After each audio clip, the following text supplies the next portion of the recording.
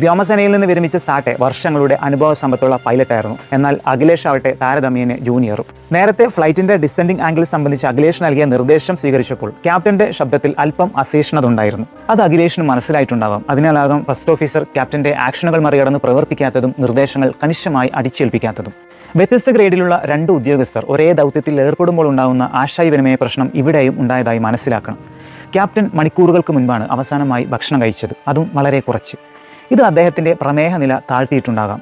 അത് തീരുമാനമെടുക്കാൻ കഴിയാത്ത മാനസികാവസ്ഥയിലേക്കും സാഹചര്യം കൃത്യമായി മനസ്സിലാക്കാൻ കഴിയാത്ത അവസ്ഥയിലേക്കും എത്തിച്ചിരിക്കാം. വിൻഷീൽഡ് വൈപ്പർ കേടായിരുന്നില്ലെങ്കിൽ ചിലപ്പോൾ ഈ വിമാനം ആദ്യത്തെ ശ്രമത്തിൽ തന്നെ റൺവേ 28 ലാൻഡ് ചെയ്തേനെ. വിമാനാപകടമുണ്ടായതിന്റെ പിറ്റേ ദിവസത്തെ കരിപ്പൂർ ദോഹ വിമാനം പറത്താനും കമ്പനി നിയോഗിച്ചിരുന്നത് സാട്ടെയായിരുന്നു. ഒരു സ്റ്റാൻഡ് ബൈ പൈലറ്റിനെ നിയമിക്കാൻ കമ്പനിക്ക് കഴിഞ്ഞില്ല. പിറ്റേ ദിവസം സാട്ടെയ്ക്ക് അവധിയായിരുന്നിട്ടും എയർ ഇന്ത്യ ഇക്കാര്യം പരിഗണിച്ചില്ല. സാട്ടെയുടെ അവധിക്കാര്യത്തിൽ എയർ ഇന്ത്യ അവസാന നിമിഷം മാറ്റം വരുത്തുകയായിരുന്നു. അപകട ദിവസം ദുബായ്